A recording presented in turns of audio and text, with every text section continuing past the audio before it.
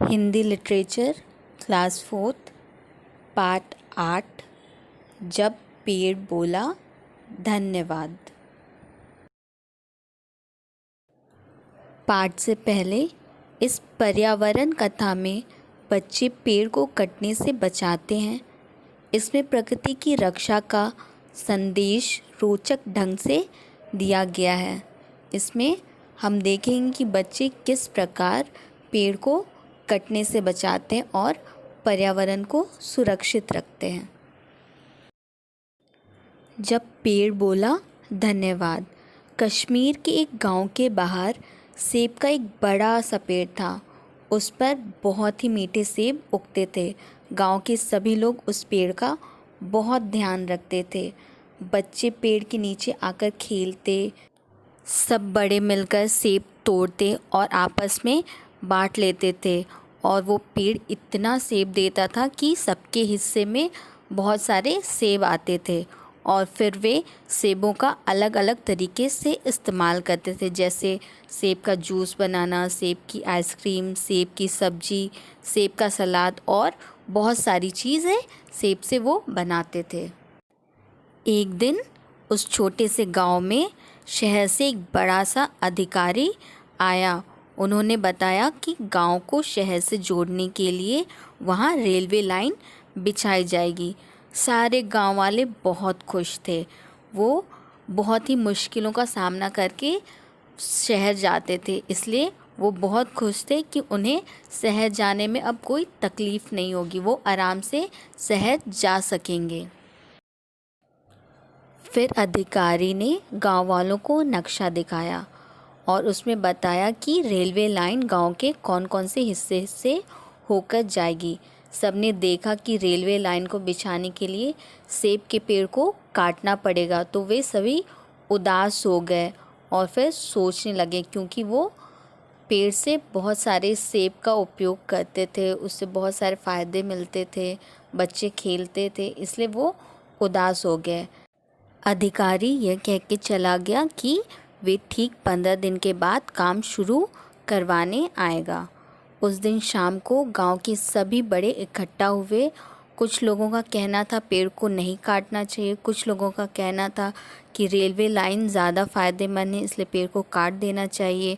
सब गांव के अलग अलग सोच थी, अलग अलग बातें थी। वो लोग सोच विचार कर ही रहे थे, तो उन लोगों ने सोचा कि गांव की तरक्की के लिए पेड़ को काटना ही पड़ेगा। जब बच्चों ने यह सुना तो वे बहुत दुखी हुए। उन्होंने एक सभा बुलाई। उन्होंने अपने बच्चे, सारे गांव के बच्चों को एक जगह बुलाया और उसमें यह निर्णय लिया कि किसी न किसी तरह पेड़ को बचाना ही होगा। बच्चों ने मिलकर सोचा कि क्यों न पेड़ को यहाँ से हटाकर कहीं और लगा दिया जाए। फिर सारे बच्चे हाथों में छोटे छोटे औजार लेकर पेड़ के चारों ओर इकट्ठा हुए। बच्चे पेड़ को जड़ों सहित खोदकर निकालना चाहते थे। जब बड़े लोगों ने बच्चों की लगन को देखा कि वो कितनी मेहनत कर रहे हैं कि उस पेड़ को कटने से बचाया जाए, वो पेड़ को खुद उखाड़ना चाहते हैं, वो भी जड़ से, तो उन्होंने उनकी मेहनत को देखा, उनकी लगन को देखा, तो वे भी अपने औजारों के साथ वहाँ आ गए। फिर सब ने पेड़ को बाहर निकाला और इस बात का विशेष ध्यान रखा कि पेड़ की जड़ों को कोई भी नुकसान ना पहुँचे।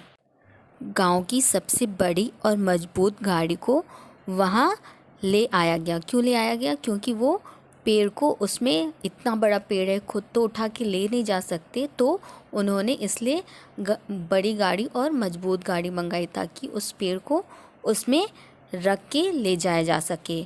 सबने मिलकर पेड़ को धीरे से गाड़ी में रख दिया। फिर वे उसे कुछ दूर एक टीले पर ले गए।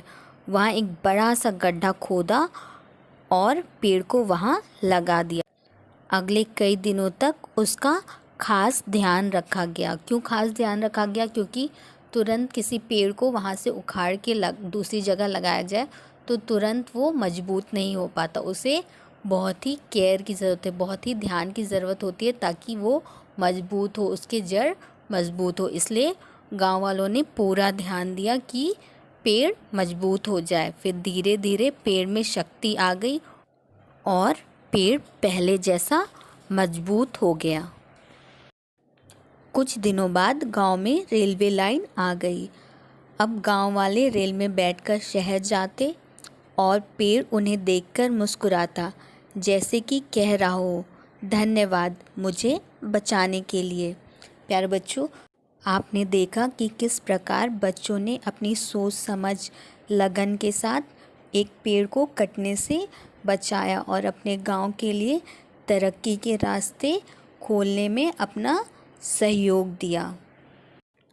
जीवन मूल्य: प्रकृति की रक्षा से ही मनुष्य सुरक्षित रह सकता है। इसका अर्थ है कि अगर हम प्रकृति की सेवा नहीं करेंगे, उसको सुरक्षित नहीं रहेंगे, तो हम भी सुरक्षित नहीं रह सकते। हमारे आसपास का पर्यावरण ही हमें जीवित रहने में मदद करता है। वो हमें शुद्ध वायु देता है, खाने पीने की इतनी चीज़ें देता है। इसलिए हमें अपनी प्रकृति, अपने आसपास के वातावरण की सुरक्षा करनी चाहिए। हम प्रकृति को सुरक्षित रखने में कैसे अपना योगदान दे सकते हैं? हम ज़्यादा से ज़्यादा पेड़ पौधे लगा सकते हैं, उन्हें कटने से बचा सकते हैं, उनकी देखभाल कर सकते हैं, अपने आसपास के वातावरण को साफ रख सकते हैं। गंदगी इधर उधर नहीं फेंकनी चाहिए। हमें हमेशा सफाई के साथ रहना चाहिए और अपने वातावरण, आसपास के स्थानों को साफ रखना चाहिए।